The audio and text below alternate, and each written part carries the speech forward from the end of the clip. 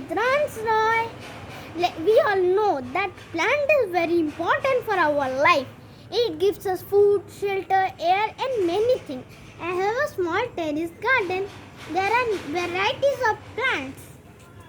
Now you see, here is aloe vera. Aloe vera is a good thing for stomach, skin, hair. Now here we come. This is basil, commonly known as tulsi. It is the better medicine for cough and cold. Due to this pandemic situation COVID-19, the whole world is suffering. This is the better medicine for that.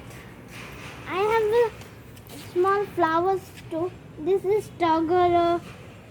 This is Aprajita. See. Now we come here. This is hibiscus. Look. Now this is mint. We all know that mint is very important for digestion. Now these are some flowers you see. These are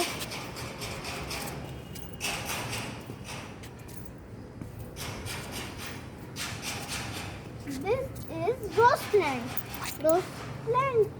This is rose plant, but rose is not there. But this is a rose plant.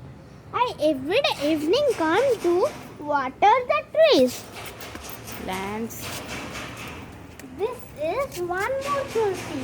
This is a hibiscus.